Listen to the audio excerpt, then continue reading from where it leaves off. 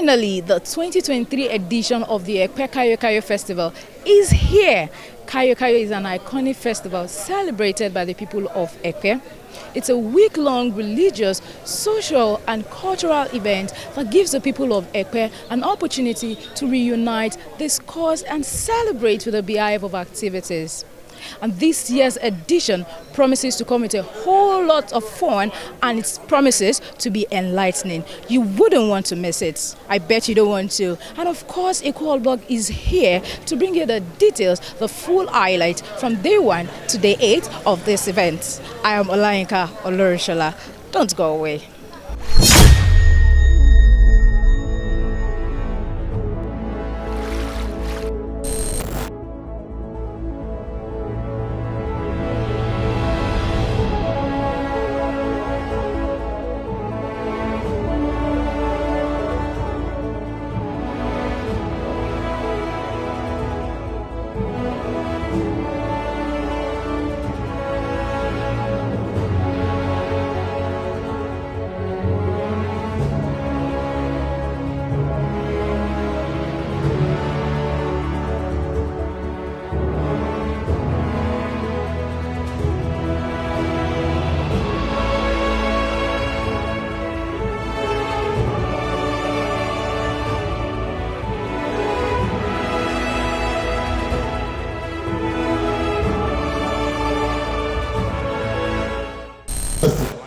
Now, just like I said, the key to our cohesiveness, the key to our unity, the key to our stability, of course, is the prayer. And that is why tomorrow we're having the Tajud, tomorrow we're having the prayer for the community. I will get to that today, okay? So I will get to that in a minute. But of course, the cultural side of it is to celebrate the entry of King Kosoko in 1845 when he visited Epe. When he came into Epe, he was on exile with his warriors. They came in the middle of the night at that point, and when they came in the middle of the night, we did not have NEPA, we did not have lights, and what did they do? In order for them to be able to navigate around the entire community, they put together some bunch of woods, they light it up to be able to move around, which is what led to the lighting of Itufu. So that is the cultural side of it. Of course, the social is about communal bonding. It's about coming together to enjoy ourselves, to socialize, to drink and eat and have a wonderful time. So all those things you will experience in this 1 week event. Again, let me also say this, we would not have been here today without the support of those people that have put some money together to ensure the success. So if you have not contributed, it's not late. I saw some lists today. Some people gave us 5,000, 2,000 naira. To me, I look at them and I shed some tears because I really appreciate the effort. Most of those people, I know them. Some of them are retirees. But what she did, no retirement home to support what we do at this event. So in the next 1 week, we're going to have a wonderful time. So let me run down quickly the program of events. Today, of course, we're going to have the Tajud night, which is going to start at the Epe Central Mosque at 10 p.m.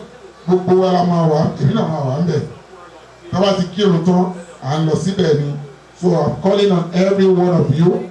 Don't just come at the final day. Come tonight for the Tajud night. It starts at 10 p.m. Chairman here, only Wimewa himself, the palace secretary. Alright, so all of you please come around.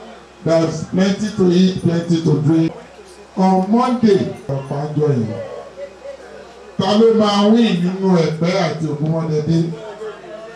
Ní last year, Epe àti Ogunmọ́dẹ̀dé as a chairman, while Kabiyesi will be the royal father of the day. Gbọ́dọ̀ miss youth day. I just need your attention. The fashion show that is over the Saturday for you to make that quite a whole number of traditional rulers that will be coming that day. Order of the event, the Fanti Carnival will be coming finale. Of course, in the evening, we have a lineup of musicians.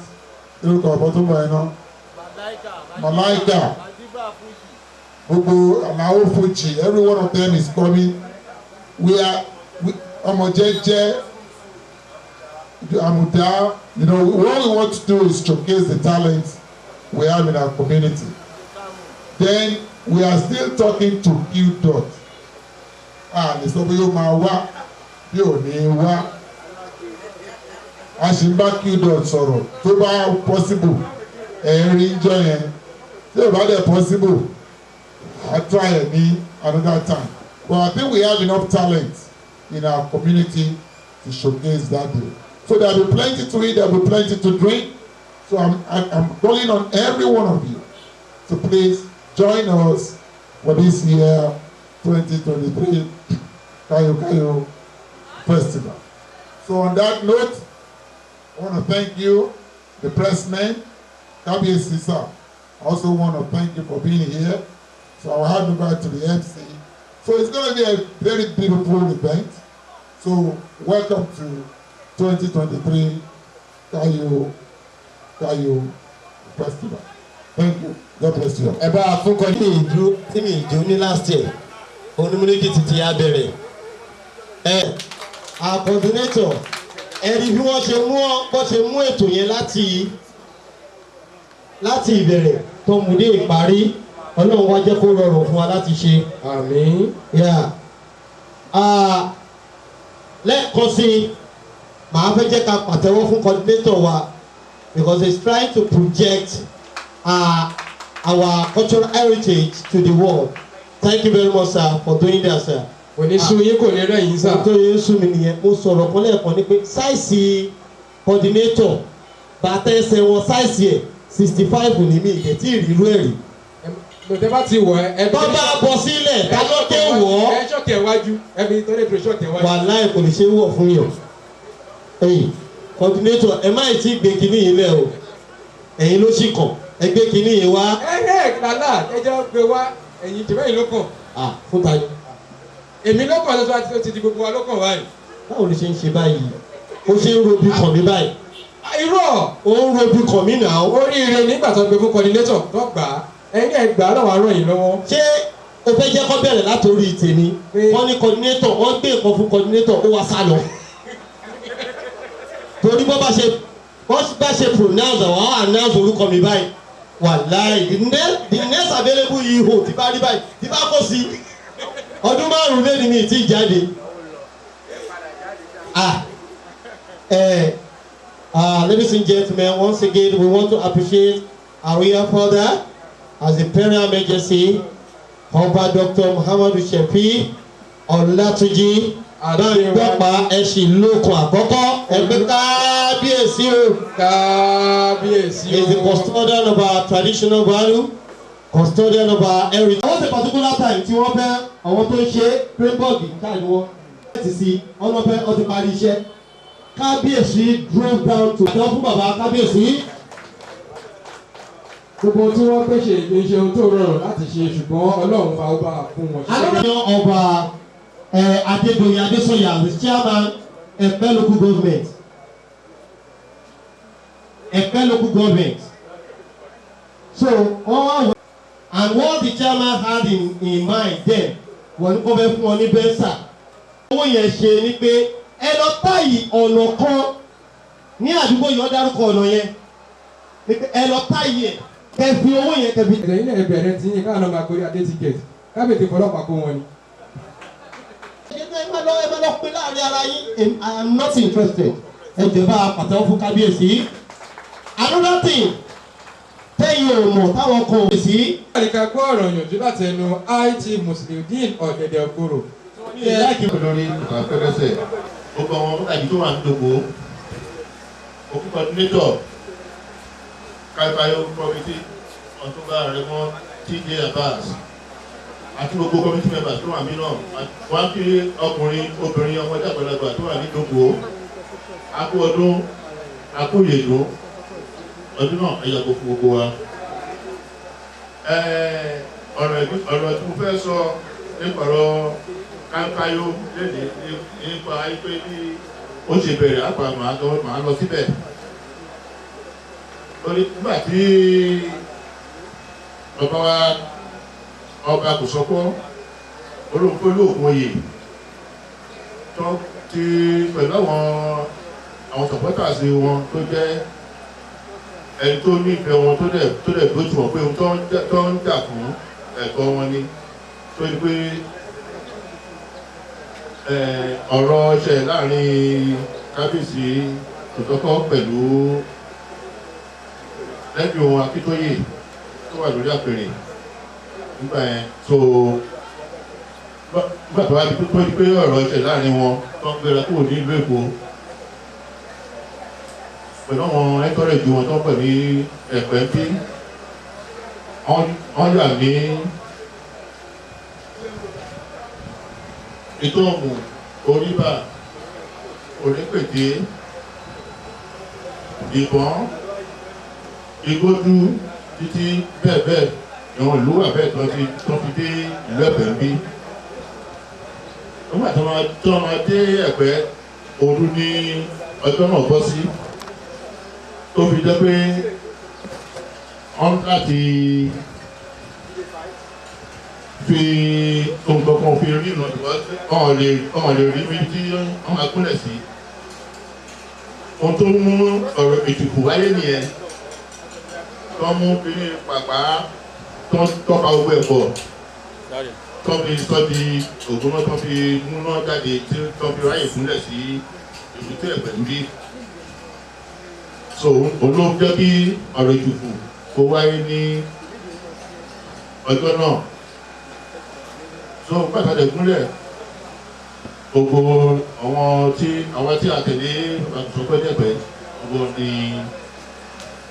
la mú ìletò láwà níletò ìletò ní ìlú Ẹ̀pẹ́ lẹ́nìí.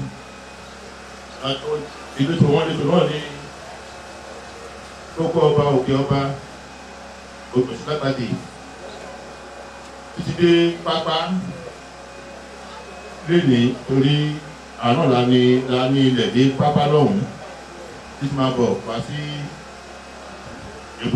èbúté àtọ́pẹ̀ láfúyẹ́ lẹ́nìí lọ́sọ́kè òkè balógun army barracks tó ń jẹ́ lásù lẹ́nìí títí lọ bẹ́ẹ̀ títí lọ ìdè báńdì ìráyè òkè àti òdòmọ́lá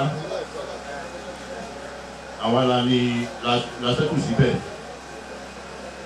ṣùgbọ́n ohun tó tún jẹ́ ọjọ́ àwọn ìṣe tó fi jẹ́ ó tún wá jẹ́ important ni pé Islam aláwọ̀ Ẹ̀pẹ́ pé ọmọ ẹ̀sìn wọ Ẹ̀pẹ́ bàbá Kòsọ́kọ́ ni olórí àwọn mùsùlùmí ní tó ti bàbá ẹgbẹ́ wọn láti Èkó wá bá tó lè máa dé sí tàdésùpẹ̀ bí àwọn àfáà jàkùjàkùn ṣé kí máa lọ Lagos ó pẹ̀lú ohun tó tẹ̀lé wà dé Ẹ̀pẹ́ níjọ́ náà lọ́hùn. tó ó jẹ́ kí ẹ̀sìn kó Islam kó gbilẹ̀ olóyún pé Ẹ̀pẹ́ ní Quran lé ní. Quran yẹn ló wájọ́ tí a fi rántí ìtàn Prophet Noah Ànábì Nuhu alayhi salatu wa salam ó fi rí pé a fi ṣe ìrántí ọjọ́ 10th dọ́kẹ̀wàá Muharram a fi ṣe ìrántí ọjọ́ yìí náà ni la fi ọdún yìí ṣe ìrántí ẹ̀ tó nígbà tí ọ̀hún náà máa tọ́yé Ọlọ́run ní kọ́ òfẹ́ parí lẹ́jọ́ náà lọ́hùn tó ní kó kan ọkọ̀ kó kọ́ sí omi Ọlọ́run pa ọgbà ayẹyẹ ẹjọ́ náà. Ìgúnlẹ̀ tó máa gúnlẹ̀ ètùkù yìí náà ni òru náà ní Ọlọ́run ní tó lọ gúnlẹ̀ sí èbúté kan ńbẹ̀ èbúté náà jọ náà ètùkù yìí náà ni wọ́n papọ̀ ló fi ráyè ríran ló fi ráyè gúnlẹ̀ òru ní ló gúnlẹ̀ síbẹ̀. so àáfíà àsìkò yìí náà tó rántí ṣe ìrántí ọjọ́ náà gẹ́gẹ́ bí mùsùlùmí òdodo gẹ́gẹ́ bí ìlú ẹlẹ́sìn Islam. so màá fi eléyìí jẹ́ ewu tó tún wá ń ṣẹlẹ̀ níbẹ̀ ni pé ọdún yìí ọdún káyọ̀káyọ̀ là ń pè é wọ́n ní ká jẹun ká yó a máa ń jẹun a máa ń yó lẹ́pẹ̀ẹ́ ni gbogbo ọjà àwọn tó ń tajà lásìkò ọdún yìí ọ̀hún ní ṣe púpọ̀ kódà ọbẹ̀ tó kọjú náà tó má tán ni tó o jẹ́ pé ọrọ̀ ajé ẹ̀pẹ́ kó gbogbo èrú sí lásìkò tá ń ṣe ọdún yìí ó ní wájú kí gbogbo ọmọ ìlú ẹ̀pẹ́ tó wà lókèrè àsìkò náà àfi ráyè ríra àwọn tó wà nílùú òyìnbó tó wà ní Kánò tó wà ní Màdúgùrí gbogbo máa wálé àsìkò ọdún yìí ni àfi ráyè ríra bára wa sọ̀rọ̀ àmàjọ jíròrò nípa ìlọsíwájú ìlú ẹ̀pẹ́ ayọ́nu bí ọ̀rọ̀ mi ìfàṣẹ́lọ́dún ìwọ̀n nígbà tí mo fún wa ọlọ́run afẹ́ bẹ̀rẹ̀ yìí ọlọ́run péjà dún ẹ̀ láyé àtàláfíà bẹ́ẹ̀ kárí dàmú láàrin ẹ̀ kábíyèsí ẹ̀pẹ́ fún wa o ẹ̀pẹ́ fún wa o ẹ̀pẹ́ fún wa o ṣùgbọ́n ọ̀rọ̀ kíkà rábìlì sáájú ọmọ ìyá assalamu ala mursalin alhamdulillahi rabbil alamin. bàbá láì ní gbára ní àkókò. Retired but not tired. Ẹnì kan máa rò pé àbọ̀ ti retire kó lọ́ta sí wọn. Wàá jẹ búlọ̀wọ̀. Though he is retired but not tired. At all. So he is now serving the community. Bàbá wa Aishif Muhyiddin Ṣọbalójú. The Sarumi of Epe Kingdom. Ẹ bá fún ọ ní àtúntò. Bẹ̀tà àbàtà kí bàbá wa lọ sọ. Adúpẹ́ fún Ọlọ́run lẹ́ẹ̀kan sí alhamdulillah. Bàbá wa tí ó sọ̀rọ̀ tán sí ètò jẹ́ balógun ìlú ti Ẹ̀pẹ́ wa yìí, balógun of Epe Kingdom ti sọ ọ̀pọ̀lọpọ̀ ọ̀rọ̀. Òní tún pàtàkì láwa tún máa sọ pọ̀ torí pé àdìfẹ́ rẹ́ǹtì nǹkan tí bàbá wa ṣì máa sọ. Bí kò sọ fún ṣe kúrò lÉkòó ó ti sọ fún wa, bó ṣe dé Ẹ̀pẹ́ ó sọ fún wa, ó ṣe manage láti bọ́lẹ̀ nínú ọkọ̀ lóru ó sọ fún wa ní ti ìyẹn ló mú tó bọ́ àsìkò kan náà ní ànábì Nóà náà tọ́lọ̀ ní kó kọkọ̀ kó lọ kó kúrò ní ìlú kan sí ìlú kan nígbà tó bá débẹ̀ lóru bíi tiwa bẹ́ẹ̀ yẹn náà ni so ìyẹn ló ní dun tí à ń tan ètùfù ó wá bó sásìkò mọ́ àràm ìyẹn la fi ń ṣe káyókáyó Ọlọ́run jẹ́ ká ṣe pẹ́ o èyí tá a ti ṣe kó má bàjẹ́ o èyí tá a bẹ̀rẹ̀ lẹ́yìn náà kó ti máa dá sí tọ́jú tó mọ̀ kó ti dá ìtọ́jú yìí lọ bàbá wa Olú-Epe ti ìlú Ẹ̀pẹ́ àwọn náà ní ká máa bá àwa ní ká máa wá ká ṣe pẹ́pẹ́pẹ́ lẹ́yìn torí o dúdú bẹ̀. Ẹ jẹ́ bá a fún ọ ní àtẹ ẹ bá mi yìn ẹ bá mi kì wọ́n fẹ́ ṣe máa ń kì wọ́n. Akí bàbá wa His Imperial Majesty Ọba Dr. Muhammadu Shefiu Ọlátúnjí Adéwálé Báńgbọ́pá ẹ̀sìn lókun the Olu-Epe of Epe Kingdom the custodian of our authority, the custodian of our traditional value, the custodian of our traditional heritage. Bàbá Aláyélúwà Ọba Dr. Muhammadu Shefiu Ọlátúnjí Adéwálé Báńgbọ́pá ẹ̀sìn lókun àkọ́kọ́ ẹni kábíyèsí o. Wọ́n ní akú ọdún akú ìyèdún. Wọ́n ní àṣẹ ọ̀pọ̀lọpọ̀ ẹ̀ láyé. Kábíyèsí ní ọ̀rọ̀ díẹ̀ làwọn máa sọ.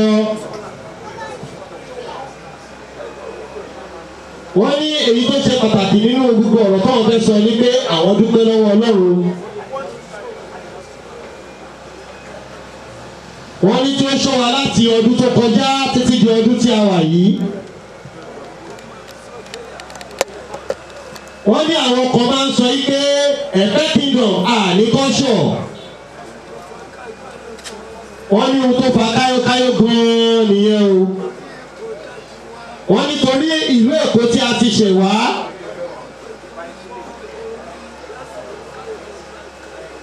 Wọ́n ní wọ́n máa ń kọ orin kan ní àsìkò káyókáyó báyìí. Wọ́n ní Súkúrọ́bìyà. Òun ní ètùfù tí a ń tọ̀ nígbà káyókáyó.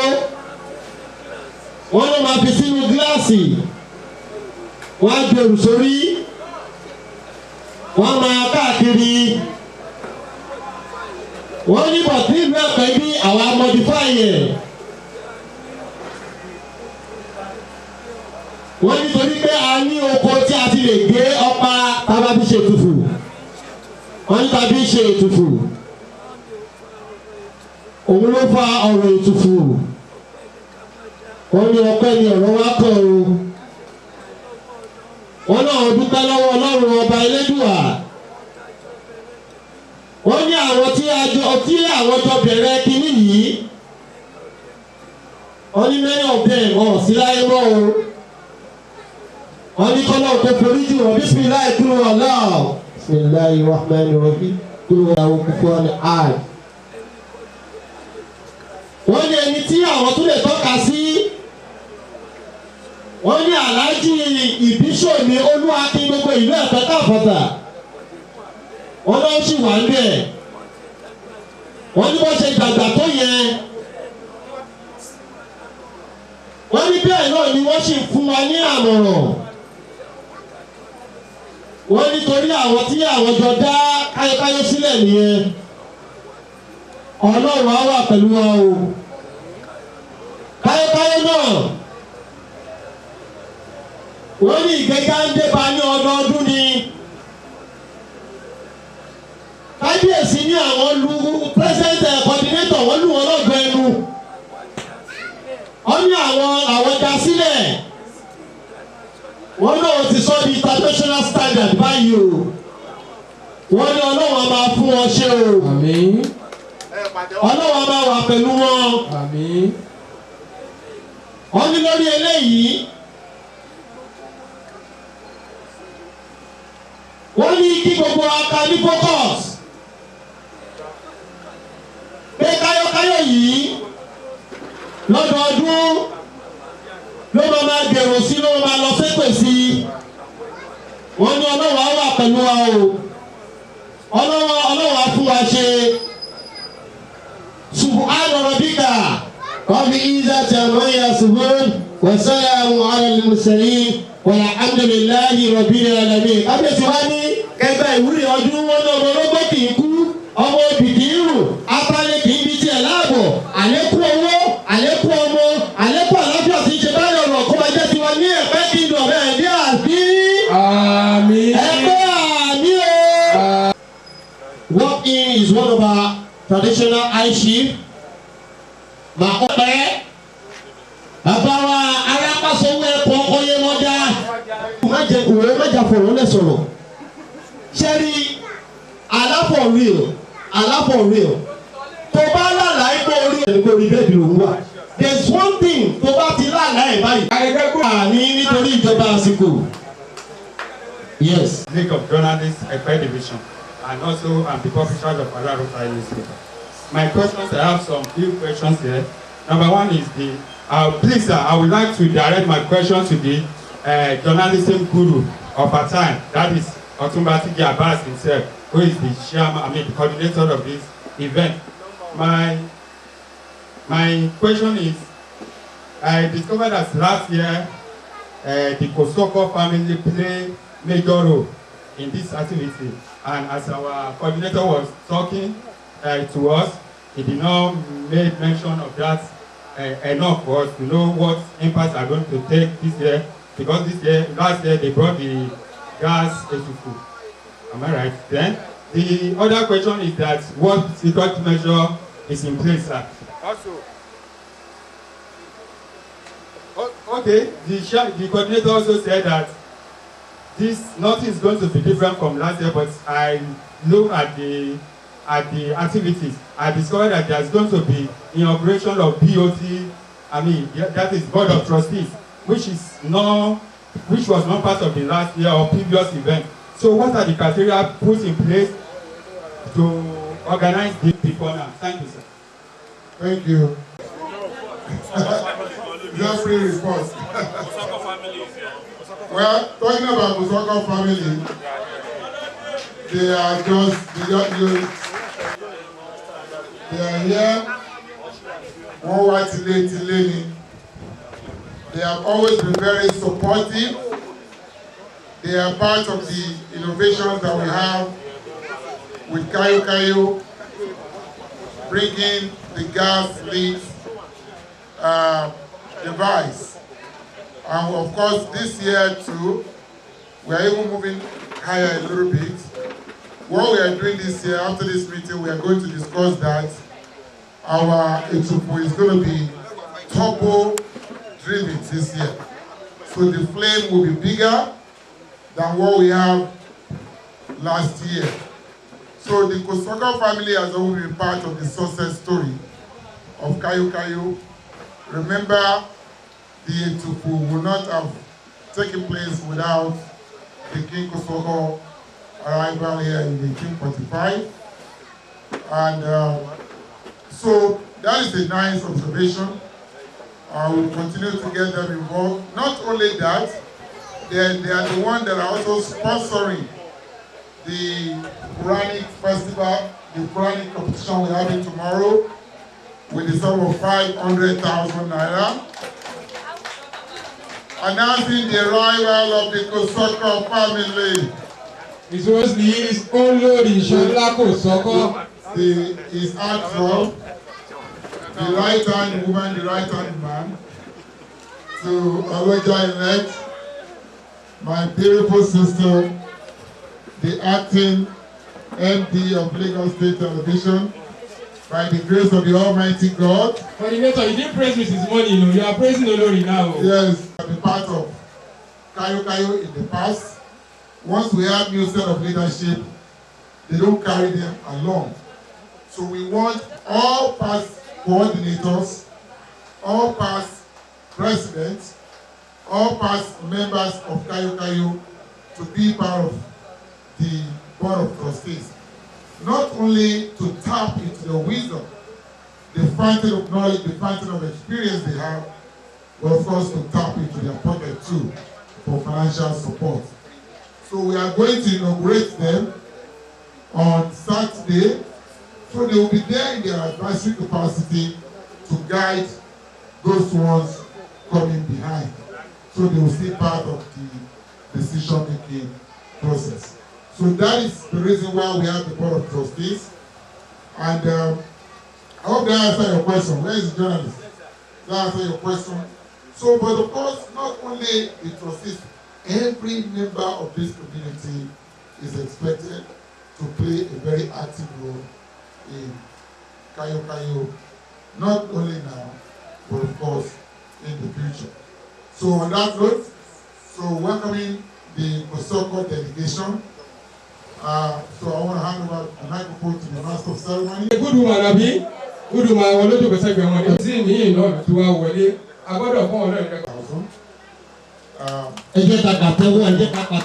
one we clap, the happier they are. Not only that, they are also going to give a check of 20,000 naira each to participate for the winners of the Quranic competition tomorrow. Not only that, not only any not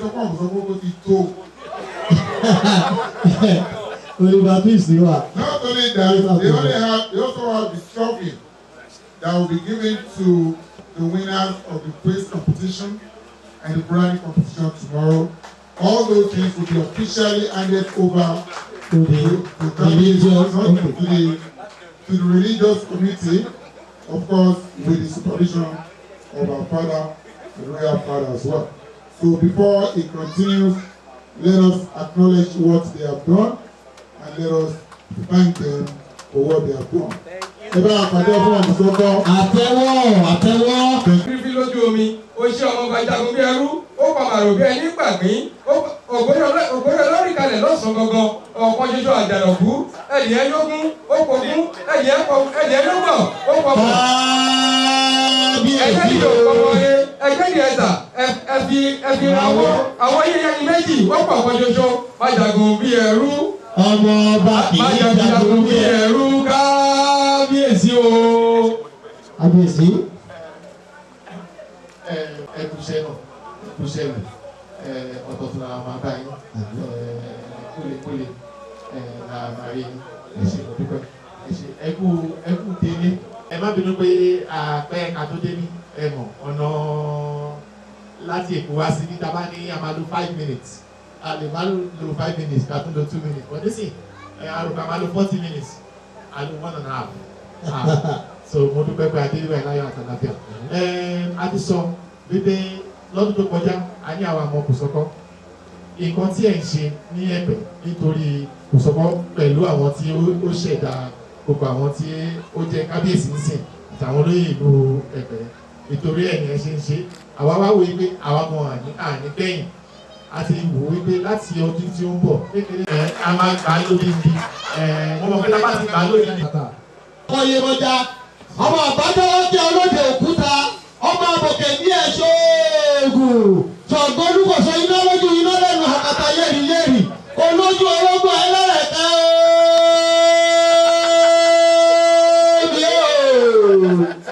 bàbá lẹ́yìn má bèrè sà ẹ bá fún àwọn àgbẹ̀ lọ́mọ làbẹ́ ti fún lọ́mọ. mo kí bàbá aláìní náà ọlọ́wà ní pẹ́sà mo kí bàbá alájà ti ìlú Èkó ẹ̀pẹ́ fún wa sà èyí tí a ṣe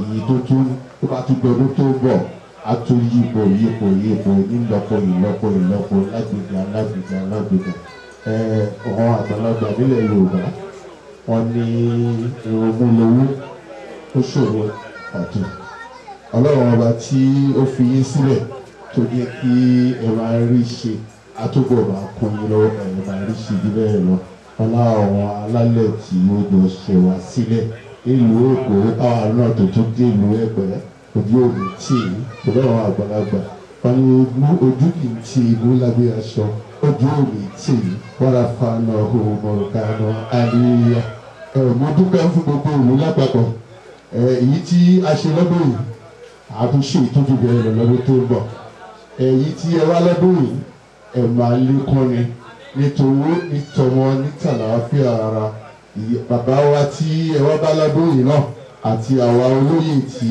a wà lẹ́gbẹ̀ẹ́ wọn àwa náà lè máa tó bá lọ́dún tó ń bọ̀ a tún máa lékún sí ni àní dín ọlọ́run àbá wa dá bàbá wa sí dáadáa àlàáfíà ara ọlọ́run àtúbọ̀ fún wọn àtúbọ̀ ẹ̀mí dídùn agbára ọlọ́run torí àwọn àgbàlagbà wọn ní ìdúró gbogbo báyìí là ń bó sùn oṣù yìí ṣe ẹran ọ̀dùnkúnlẹ̀ bàbá wa náà làwọn tó gba lọ́dún tó bọ̀ tó bá wọn ọlá ọlọ́run àti ta àwọn tó ṣẹ̀ wá sílẹ̀ bẹ́ẹ̀ ló máa rí kò ní yí padà mo kí gbogbo ìlú lápapọ̀ mo kí ẹ̀wọ́n mi dáadáa tó tún dúró kọ mi tí wọ́n pè ní rìfọ́mà àwa náà rí pé wọ́n gbìyànjú àwa náà fi ọ̀rọ̀ wọn ṣeré ọlọ́run ọba tí ó fi wọ́n sí àyè yìí tó wá jẹ́ ọmọ àdúgbò yìí ó ní ohun tọ́lọ́run fẹ́ fi ṣe ọlọ́run ò ń dá nǹkan kan sí kó má ní ìdí kan pàtàkì bọ̀tà dúpẹ́ fọlọ́run pé ìdí pàtàkì tọ́lọ́run torí ẹ̀ dá wọn ìwà pàtàkì náà ni wọ́n ń wù ọlọ́run dáwọn ẹlòmíì sí kọ̀mínítì tó jẹ́ pé ọ̀tá kọ̀mínítì ni wọ́n o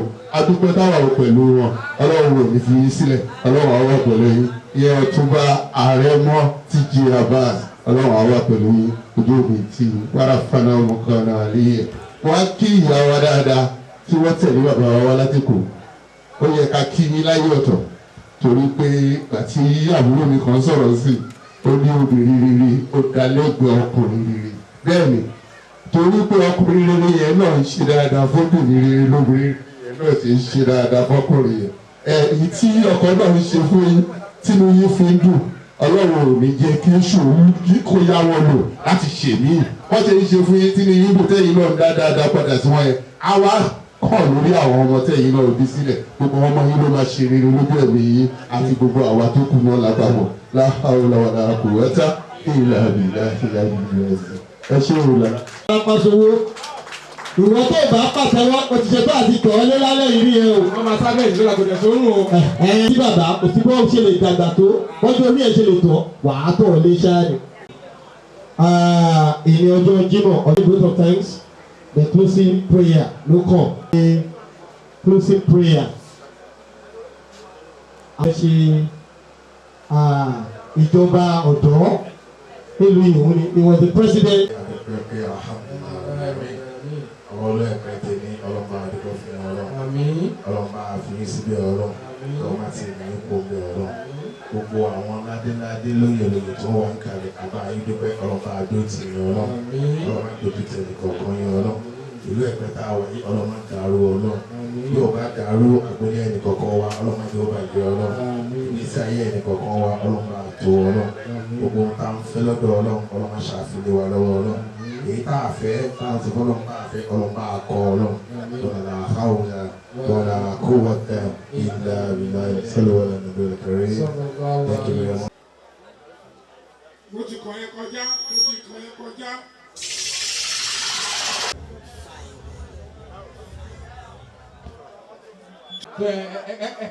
ẹ fún wa táìmù bí ẹ̀jẹ̀ ń bọ̀.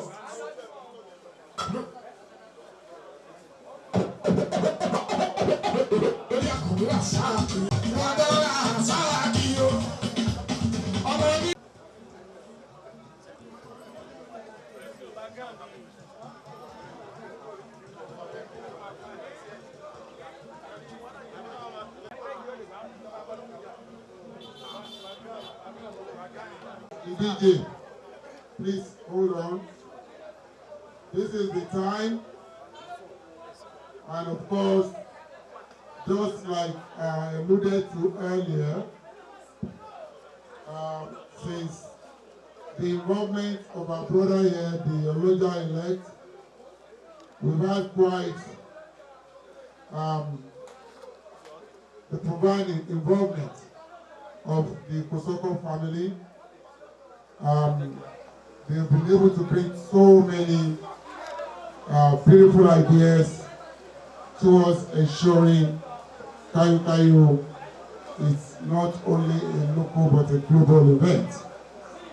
Part of their contribution is what we're seeing here today, the presentation of the check. This is a dummy check, but of course, when Kosoko speaks, it's as good as cash.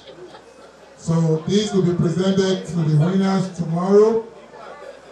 Today we are doing the official presentation, and this will be handed over to our royal father, Oba Dr. Shefiu Adewale, Bangbopa Ishiloku 1, and then for onward transmission or eventual handover to the chairman of the committee that is actually responsible for this event. So on that note, I'll hand over the microphone to the Oloja-elect for a few speech. He's always never short of words. Give him an opportunity to talk. He will speak for so many hours. And I think he runs to their family. The wife is also the same thing. So, ladies and gentlemen, the Oloja-elect, Adewale Kosoko, one more time, please, on behalf of the Kayokayo committee, please let us applaud them for this wonderful effort. Let us thank them for what they have done in the past, what they're doing now, and then what we expect them to do in the future. Ladies and gentlemen, Adewale Kosoko, please. Thank you. Thank you so much, my big brother. I will always remain humble. Your Royal Majesty, it is an honor for me to represent the entire Kosoko royal family here today. We all sat down and looked at your efforts collectively as the people that stays in Epe and lives in Epe and controls and coordinates the traditional activities of things that happen in Epe. We decided we should also show sign of our own collaboration, commitment, and that is one reason why we decided to support the most important religion ever put together by human in the whole of Nigeria, in a place now known as Epe, and that is Islam. And it has always remained the symbol of Epe that Islam is Epe, Epe is Islam. And because Islam is Epe, Epe is Islam, and Kosoko is one of the vessels that make that happen. So we decided to start from the Islamic point of view by supporting those children of ours who has contributed their time and effort in understanding the Arabic words and also making sure that the importance of that religion is being showcased within the younger range of who we are as children. So we decided we should give 3 checks in tune of 20,000 naira each to the best outstanding students of Arabic display, dressing, character. Then we'll be giving another 20,000 naira to the best quiz students, and we'll also be giving another 20,000 naira to the best Arabic Quranic reciter. So those are the 3 checks here, sir. I'll let you have this. And in addition to that, we'll be giving out trophies to also to be attached to each of these checks. So, money will come and go, but trophy will always remain as an accolade to showcase what he or she has been able to put together during a growing period or his growing period. That's why the trophy is accompanying this check. So, Adewale, on behalf of the entire Kinkosoko Royal family, I invite you to sit down, sir. I will hand this over to you so as for you to be able to give it to those that you know is necessary to give it to. Thank you so much, Adewale. Yeah. Thank you. Let's put down so that the face of Adewale can yes. Yeah. Yeah. So.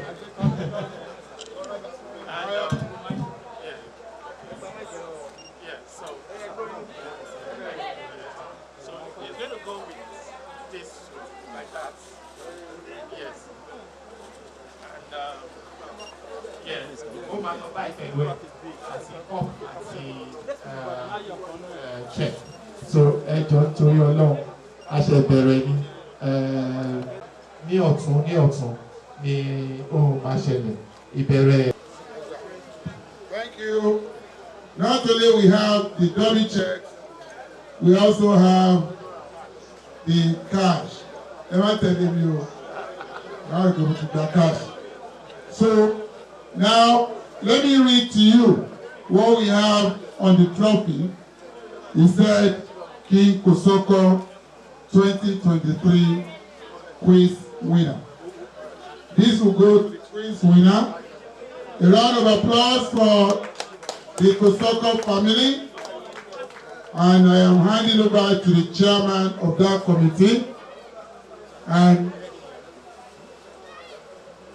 this also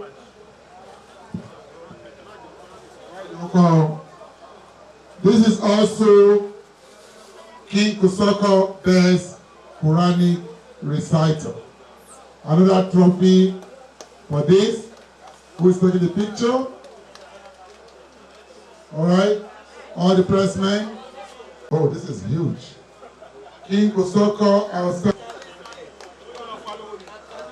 Kakalistic also donated the sum of 10,000 naira. About Kakalistic. Gbogbo àwọn bàbá mi olóyè tí wọ́n wà lórí ìkàlẹ̀ àti àwọn bàbá wa àwọn àlejò wa láti ìlú Èkó High Chief Abiola Kosoko the Oloja-elect of Lagos àti ìyàwó wọn Akin káàbọ̀ sí ìlú Ẹ̀pẹ́. My name is Kakamva today and I represent Kakalistic Media. I want to specially thank Otunba TJ Abass for the opportunity and the honor. And my question goes thus. Epe is known to be a community with diverse cultural background. My question is, how is this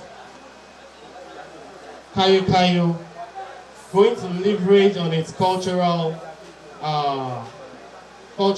heritage to make sure that the unity and development that we yearn on both sides becomes a thing of reality in Epe? That's the first question. And my second question is, I've been listening to some side talks that Otunba TJ Abass is stepping down as the coordinator. I don't know how true it is. If it is true, my question is that we want you to tell us your expectation from those that will take over from you, and share a little bit of your experience in the past few years as regards this particular program. And thirdly, This year's celebration is coming in the midst of the rise in cost of fuel in the country, and it has no doubt had an adverse effect on every sphere of our socio-economic activities as Nigerians. How have you been able to maneuver the high cost in prices of foodstuffs and all other services to make sure Kayokayo 2023 is successfully delivered? Thank you very much. Thank you, thank you. Well, first question, leveraging our culture towards the advancement of social economic situation of our community has always been the key of Kayokayo. That we have done very well. Besides the religious, besides the cultural, the social aspect is about communal bonding. It's about people coming together. We have sons and daughters of these communities who are going to be part of this event. In the next 1 week, we are having an estimated number of guests that will visit Epe, maybe within the 100 to 200,000. Our hospitality business is booming. Our goal is to promote the local economy. We are doing that. Those artisans are even employed. We'll continue to do that. The support of the state government, I'm sorry, I have some water, has always been very key to what we do. So we will continue to do that, to write the story of our community from the prison of our culture. Now, I hope that answers your question. Now, if it doesn't, I can't help you. Then secondly, now, one thing that we also put in place, we put some structure in place. Even if I leave, Kayokayo will continue. KBSC was a coordinator at one point. My own mother, at one point, was also very much involved in Kayokayo. She's no longer with us, but Kayokayo continues. So there's nobody that is indispensable.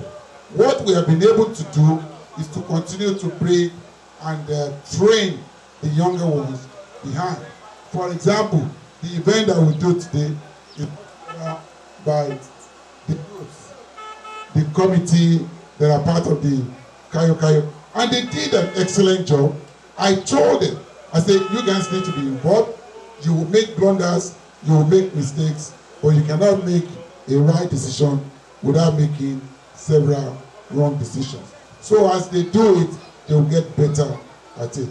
Now, one of the reasons why I said I want to step down is to be able to give the youth the opportunity to be involved in Kayokayo.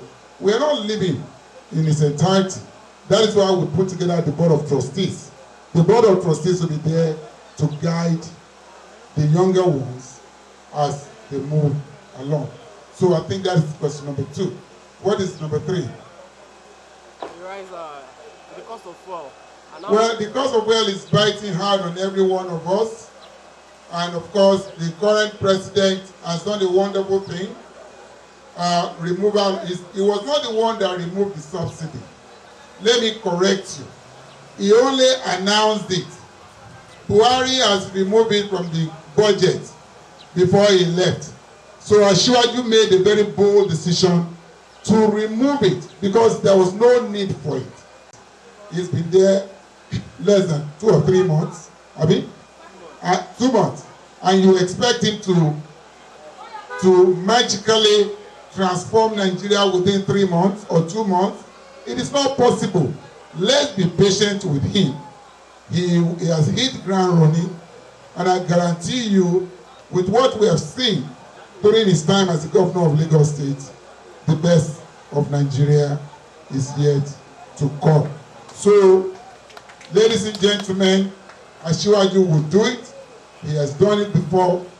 I am very privy to the way he works. He loves this country, he's very patriotic, and he will transform Nigeria. Let me tell you a story. In 2001, I was part of his delegation to Houston when he went to to strike a deal, a contract with Aaron in 2001. That is a project, $800 million. I was there. That is a project that could have given Nigerians, Lagosians, about 8 million of us there, opportunity to uninterrupted, 24 hours uninterrupted power supply. But of course, the politics of Nigeria could not make it happen. I won't mention names though. I will not mention names. But for somebody that had that dream 25 years ago and is now in a position to do the same thing for all 250 million Nigerians, he will do it. None of you, I don't know whether you have noticed, since he came into power, there has been a stability in power supply. Am I right? There has been an improvement. And it's just getting started though. Wait. Ashiwaju will turn this country around. The only thing I'm asking for is God to bestow upon him wonderful health. Wonderful health. To be able to actualize his dream for Nigeria. So thank you, ladies and gentlemen. Àdúrà ni kẹ́ máa ṣe fún o. Ọmọ wa ni o. Ẹjọ́ ṣe o. Tọ́mọ Yorùbá àwa ṣe tàbí ẹ kó ṣe. Ẹ ṣe. Thank you. And everyone present here. I'm Miss Mary Ann Daniel from Epe News. I just have one question to ask, which is, do you have plans in the future to make this annual event a more tourist attraction to people abroad? And if yes, how do you intend to carry out? Well, thank you. It's those in diaspora that have really embraced this. I was in London last week and I met with Epe indigenes. They were so excited about Kayokayo. They are spreading the news. Our goal is to make Kayokayo a tourist attraction and to make Epe the final destination of tourism. We will continue to do that because we understand the potentials, we understand the income that could be accrued from this. So now, and I know Kabiyesi, may God continue to be with him. Kabiyesi, last year, about 2 years ago, we nearly concluded a plan to visit Brazil. Kabiyesi has been bothering us that we need to visit Brazil to reach out to the Yoruba community there, to reach out to the international community, to continue to tell them the story and the beauty of Kayokayo. And in due course, we will do that. So don't let your heart be troubled. Kayokayo is here to stay, and of course is the future of our great community. Thank you. In her head. She's never short of words. I feel like him radio, I feel like him radio. That's not giving you a new.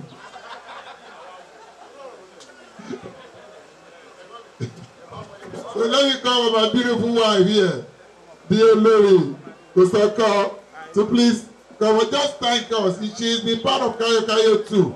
Because whatever her husband does, if she's not in support, the husband will not do it. You see, I'm a woman, you know. So a round of applause to my beautiful. Distinguished members of the high table, I thank you. I know that we've been part of Kayokayo for a long time, and I know that subsequent ones, I can speak for the Kosoko royal family that beautiful things are going to be happening. For this year, I already believe that both local and international tourists are going to be part of it. Kayokayo is gradually gathering momentum. It's getting bigger than how it was years back. I don't know what to say about Otunba handing over to someone else. You know, I don't know how that's going to go. But I'm sure that even if he hands over, it's still going to be behind the scene. Because I know how passionate he is about this Kayokayo. So to all the organizers for this year, I wish you the very best. I implore you to think not outside the box. Don't give yourself a box.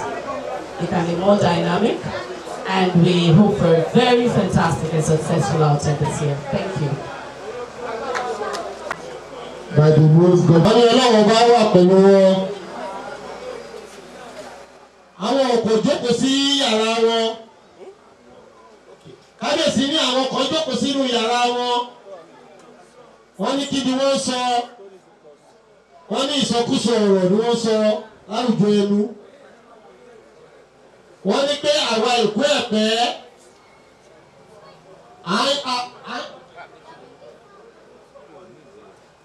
ní pé kò sọ́kọ́ ni wá. Àmọ́ àwọn tó jẹ́ kò sọ́kọ́ àwọn ò rí wọn pẹ̀lú wa o. Wọ́n ní ìsọkúsọ ni láwùjọ ẹnu. Kábíyèsí ní abẹ̀rẹ̀ Olu-Epe. Wọ́n ní Kayokayo festival ní pé bàtà ọkọ̀ bẹ̀rẹ̀ Olu-Epe ni gradually à ń lọ sókè à ń lọ sókè. Àwọn tó ń sọ yí pé wọ́n rí àwọn kò sọ́kọ́ pẹ̀lú wa. Wọ́n ní wọ́n dẹ̀ ti rí gbogbo ara kò sọ́kọ́ pẹ̀lú wa báyìí o. Wọ́n ní Ọlọ́run ọba wà pẹ̀lú wa. Wọ́n ní lẹ́ẹ̀kan sí àwọn dúpẹ́ lọ́wọ́ kò sọ́kọ́ family. Tí wọ́n mobilize, wọ́n dẹ̀ actualize. Wípé nǹkan bàbá wọn òun là ń gbéga ní ìlú Ẹ̀pẹ́ yìí. Ọlọ́run á wà pẹ̀lú wọn. Kábíyèsí ní àwa Èkó Ẹ̀pẹ́ wọ́n ní community ni wá o. Ìjọba Èkó wọ́n mọ̀ dájúdájú pé 2 communities ló wà ní ìlú Ẹ̀pẹ́. Nínú 2 communities yìí di Èkó Ẹ̀pẹ́ wọ́n ní adúpẹ́ fún Ọlọ́run o. Wọ́n ní ó yẹ kí gbogbo wa mọ̀ wípé Kayokayo ó ti kọjá àfẹnusọ lásán o. Ó ti di international. Wọ́n ní púpọ̀ nínú àwọn ọmọ wa tó wà lókè òkun lọ́wọ́ torí Kayokayo. Kódà wọ́n lè má wà nínú ọdún Iléyá ṣùgbọ́n tó bá ti di Kayokayo wọ́n máa wá sí ìlú Ẹ̀pẹ́. Wọ́n ní ẹ̀ ṣé kò dùn ọpẹ́ ṣé kò tọ́pẹ́. Wọ́n ní ọpẹ́ lọ́rọ̀ wá tọ̀ nípa àwọn dúpẹ́ lọ́wọ́ Ọlọ́run. Wọ́n tún dúpẹ́ lọ́wọ́ àwọn Kòsọ́kọ́ family wípé nǹkan bàbá wọn ni à ń gbéga nílùú Ẹ̀pẹ́. The relationship tí wọn gbàgbé wọ́n ní pé kò sígbà tí a pè wọ́n tí wọ́n kí wá. Àmọ́ tá a bá pè wọ́n tí wọ́n bá wá ń kọ́ wọ́n ní kò sí ohun tá a máa ṣe sí o. Wọ́n ní àpè wọ́n lẹ́ẹ̀mejì wípé torí pé wọ́n mọ̀ pé kínní yìí ti àwọn ni wọ́n dẹ̀ ti wà pẹ̀lú wa tipẹ́tipẹ́. Wọ́n ní wọ́n ká ọwọ́ pa àwọn tó ń sọ̀sọ́kúsọ wọ́n pa wọ́n tì. Wọ́n pa wọ́n lẹ́nu mọ́ wọ́n fún wọn ní ṣọ́tọ̀. Ọlọ́run á bá wà pẹ̀lú wa o. Wọ́n ní lẹ́ẹ̀kan sí àwọn dúpẹ́ lọ́wọ́ wọn. Wọ́n ní ẹkú ìnáwó ẹkú ìnára. Wọ́n ní à ń retí nílùú Ẹ̀pẹ́ ìgbà tó máa ṣe ọlọ́jà. Wọ́n ní tó bá jẹ́ pé pẹ̀lú ọba wa Èkó ní problem wà. Wọ́n ní láàrin ẹ̀yin àtàwọn àwọn afẹ́jẹ́kẹ́ brief àwọn wípé effort tí a bá lè make láti bí tí bàbá kábíyèsí bá lè make láti bí yìí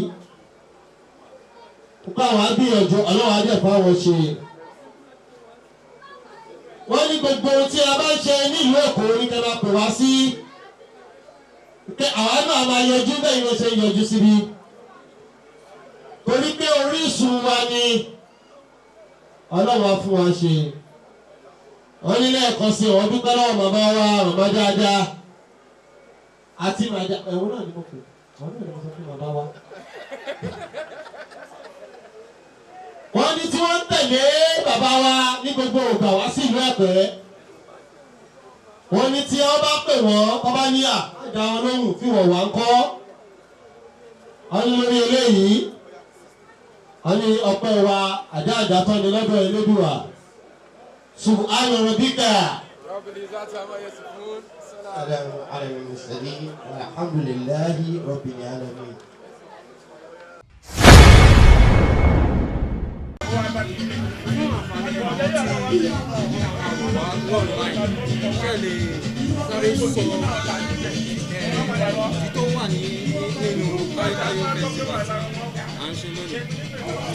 Ẹ ṣe ọ̀rọ̀ Kayokayo tí à ń ṣe yìí ó bẹ̀rẹ̀ ní ó pín sọ́nà bíi mẹ́ta. Lákọ̀ọ́kọ́ ó dá sí pé bí a ṣe kúrò ní ìlú Èkó ní 1851 pẹ̀lú bàbá Kòsọ́kọ́ à ń bọ̀ nílùú Ẹ̀pẹ́ so torí ọ̀rọ̀ tó ṣẹlẹ̀ láàrin ọba Akíntóyè pẹ̀lú Kòsọ́kọ́ tó gbé akó lẹ́kọ̀ọ́ tàfi wá sí ìlú Ẹ̀pẹ́ wọ́n ti máa dé Ẹ̀pẹ́ ń bí òrùlá wọ Ẹ̀pẹ́ ṣùgbọ́n àráyè rí kíní bọ́ ọmọ apá wa nǹkan pọ̀ bí àwọn ọ̀pá wọn pọ̀ tó jẹ́ bamboo something so lápapọ̀ níjọ́ náà tí wọ́n fi láìtì tan iná tàfi ráyè rí etí odò tàfi ráyè wọlé sí Ẹ̀pẹ́ ní 1851 December 14 ní ọjọ́ náà ṣùgbọ́n ìyẹn la àfihàn ìṣèrántí ìwásẹ̀pẹ̀ wa ní 1851 ìkejì ń bẹ ní nípa ti Islam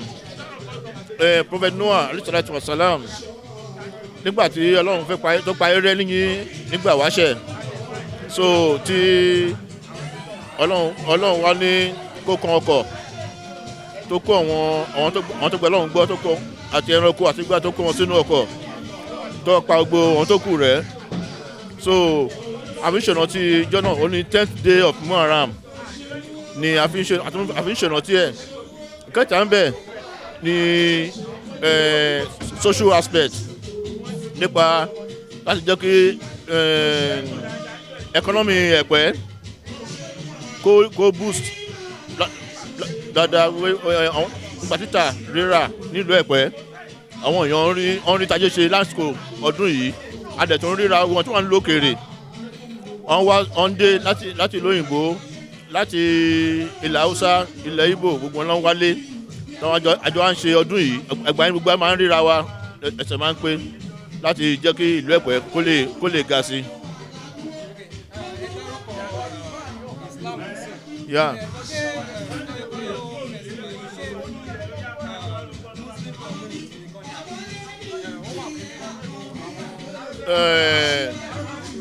Ẹ̀ka ìta ń sọ yìí gẹ́gẹ́ bí iye sọ kò ṣe fún Muslim nìkan ó kàn àfi ń ṣe cultural kíní wa láti ṣe ìrántí pé bá ṣe wọ ìlú Ẹ̀pẹ́ òun la fi hàn so gbàgbáyé pé ká fi ṣèrántí ọjọ́ náà pé a wọ ìlú Ẹ̀pẹ́ ní 1851 ní òru pẹ̀lú bàbá Kòsọ́kọ́ ìyẹn ni ta fi ń ṣèrántí ẹ̀ kò kí ń ṣe kò tún fún ẹ̀sìn lóòótọ́ àwọn Ẹ̀pẹ́ la mú Islam wọ Ẹ̀pẹ́ tó bá ń pè Ẹ̀pẹ́ ní Quran lé ní Ẹ̀pẹ́ ló mú Quran wọ Ẹ̀pẹ́ torí bàbá Kòsọ́kọ́ ó ní bàbá ẹgbẹ́ mùsùlùmí ní ìlú Èkó nígbà yẹn lọ́hùn-ún so chief máa mú ìlú Èkó nígbà yẹn ẹ̀yìn Kòsọ́kọ́ ló wà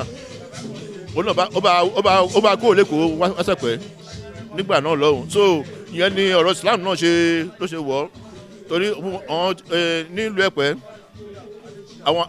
àwa ni àwọn àfáà tó tẹ̀lé Kòsọ́kọ́ wa ló mú Islam wọ Ẹ̀pẹ́ nítorí ló yẹ pé ní èní báyìí the grand chief imam of Ẹ̀pẹ́ division Èkó Ẹ̀pẹ́ ni ni ẹni tó jẹ́ grand chief man of Ẹ̀pẹ́ division torí wọ́n di pé àgọ́lá ní ẹ̀sìn àdẹ̀là mú ẹ̀sìn wọ Ẹ̀pẹ́ ní 1851. Yeah.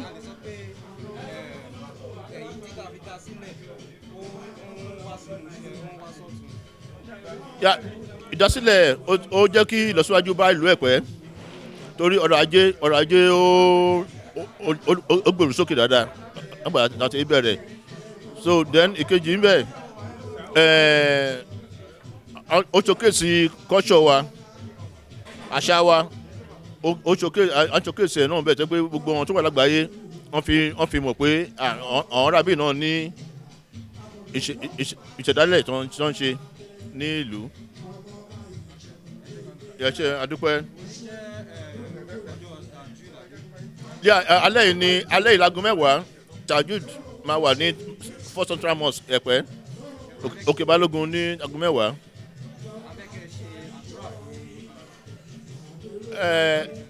Yes, lágbo Ọlọ́run èyí tí a bẹ̀rẹ̀ ní àtẹ̀ní ìlọ báyìí ajásí rọrùn fún wa gbogbo ọmọ ìlú ànírídàmú a máa rí jẹ o a máa rí mu a máa rí ná a máa rí lò gbogbo ẹ̀yin tẹ́ wá látòkèrè ẹ padà sílé ńlá yàtọ̀ láfíà owó ìyá àmọ́dún ojú àpè ẹ̀sẹ̀ àpèlé gbogbo ẹ̀yin náà wo èròǹgbà yín Ọlọ́run àmú lọ sí ilé àṣẹ èyí tá a ṣe lónìí kò ní ṣàṣemọ fún wa láwọláwọlá kò wáta ilà bìlà ilà àlú ilà bisimilah iná àtẹ̀yìnà bisimilah rahman rahim nínà àtẹ̀yìnà kàdíkà ọ̀sára wasali rabbika wanihar nashaniyaka walhabtar subhana rabbika rabbil izzati wa ma yasifun wassalamu ala mursalin alhamdulillahi rabbil alamin. Elu alo ṣeun.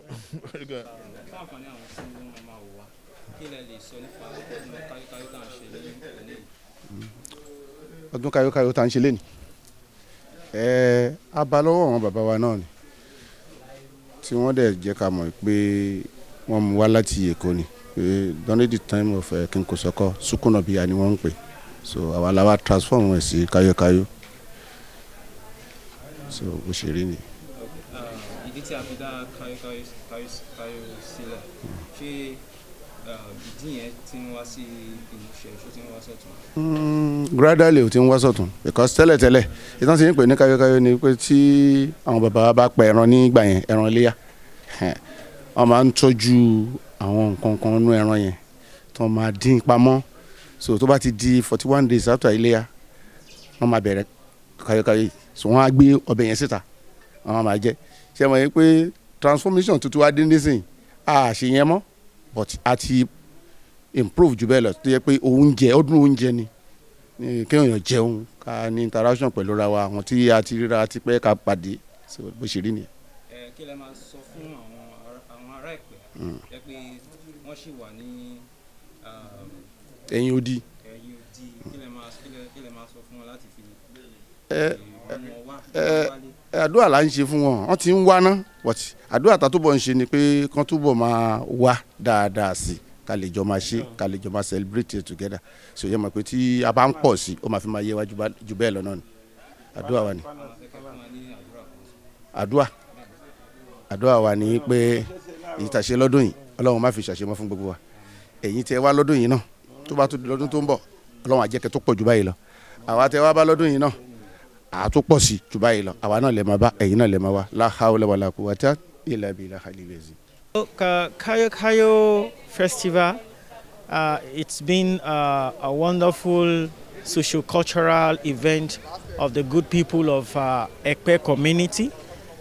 For several decades now, it's been the social event that bonds us together as people, and it's usually commemorate the period of Ashura, and then it brings all of us together, both within Lagos, Nigeria, and those of sons and daughters of Epe community in diaspora.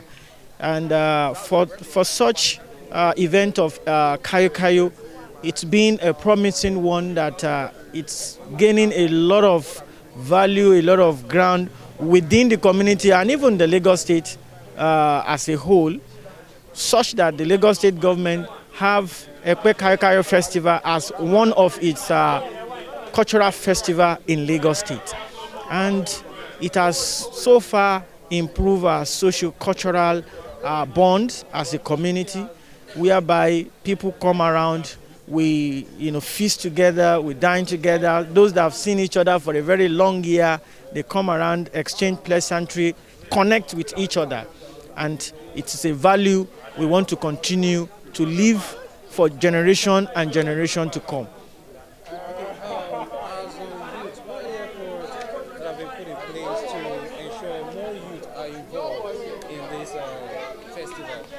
You see, Kayokayo has always have a different touches every year round. And for this year, you see the active players in the affairs of the committee has been largely dominated by the youth. And that is to tell you that the leadership is actually trying to breed more competent hands within the youth fold, such that the successional, the succession of leadership of Kayokayo itself will have a hands-on, prepared set of youth. And that is why in the affairs of Kayokayo and in the planning, you see a lot of us that are youth. And every year, we do have a unique touches. This year is going to be more of having job fair, empowerment, trying to empower most of our youth, and that is the uniqueness of this Kayokayo.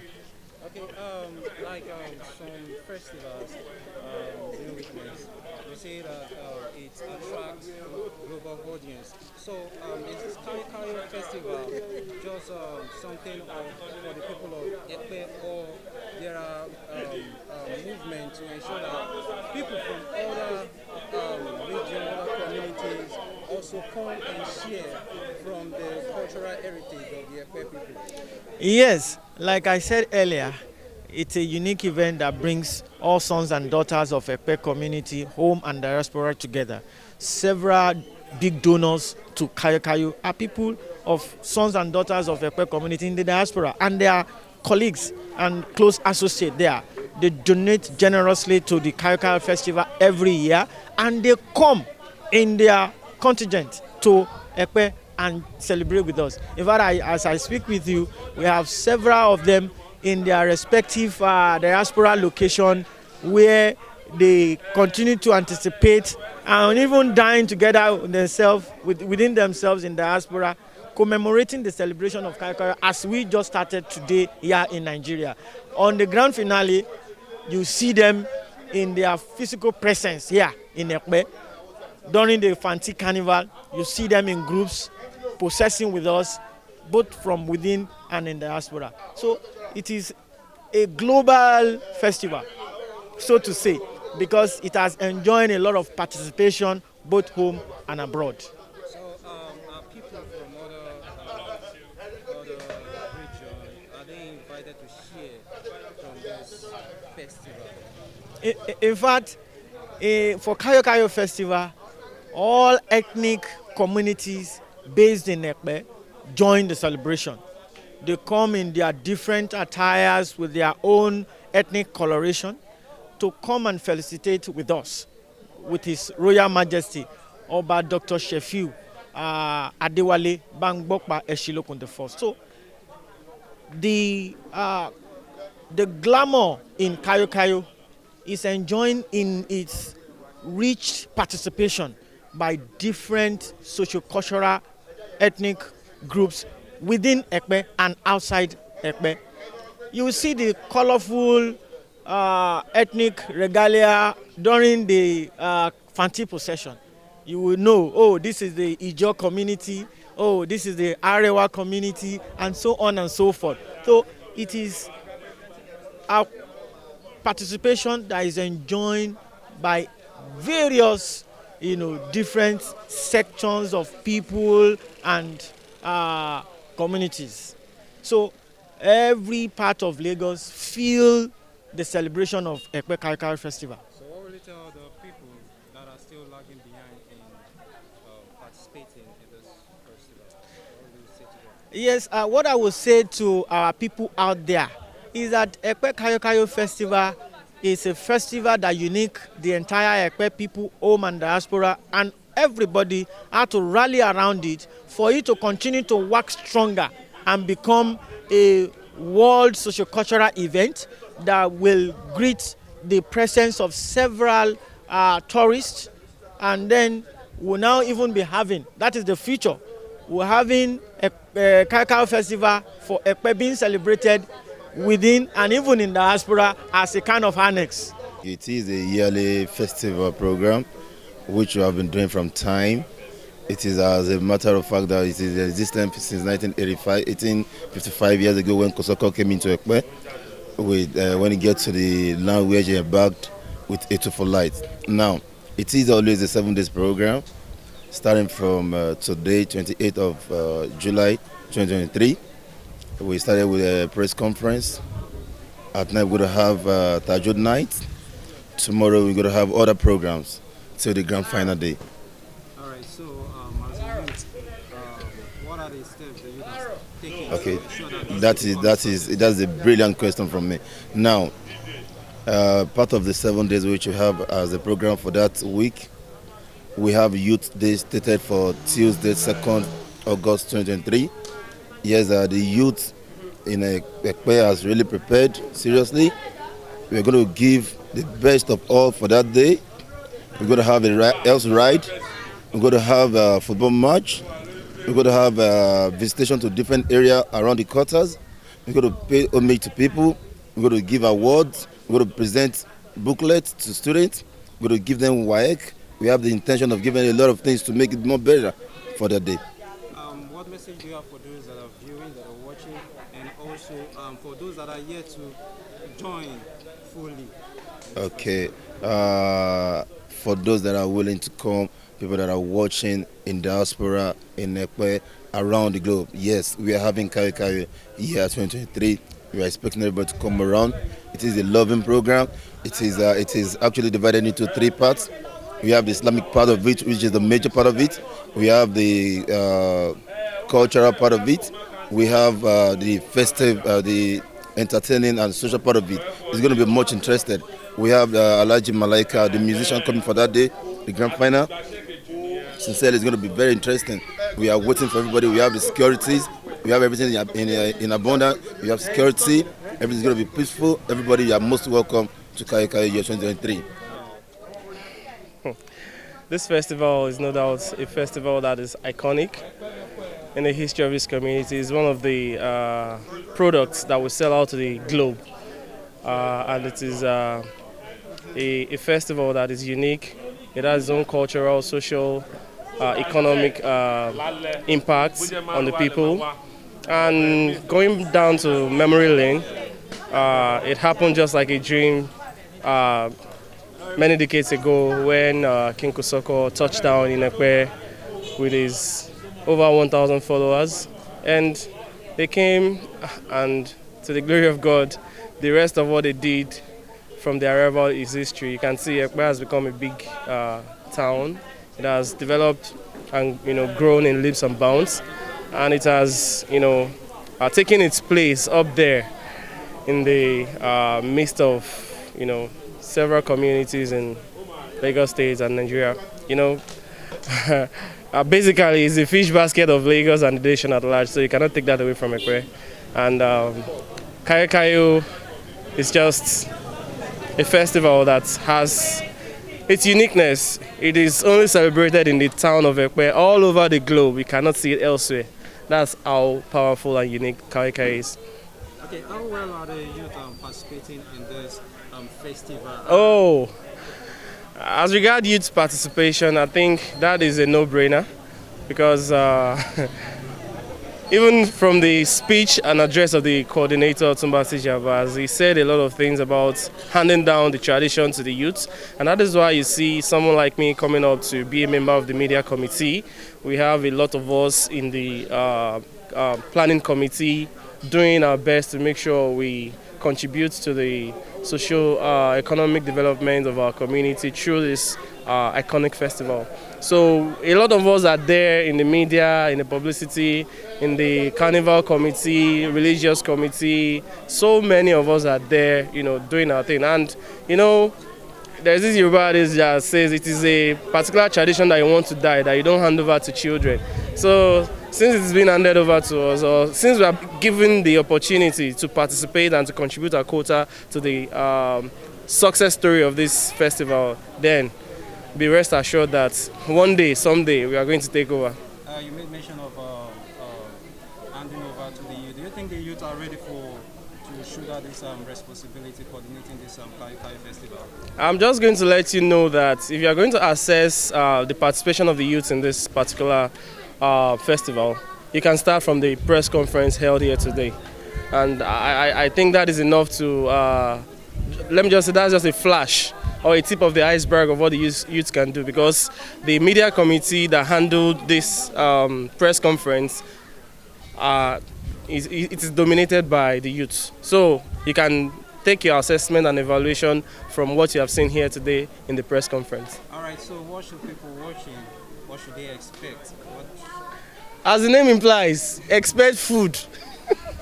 Eat food, eat and eat, Come and eat with us, come and celebrate with us, come and dine and wine with us, come and feel the vibe of Epe Kayokayo, come and feel what is called the fish basket of Lagos. You cannot see it anywhere except in the Epe Kayokayo festival. Come and eat, come and wine, come and dine with us, and I'm very sure you're going to have fun. People coming would no doubt have a lot of wonderful experience as regard music, food, what is it called? Connection, meeting with people, and we are doing all these, or we are expecting people to come around so that we can leverage on our connections to make sure we impact lives in our community.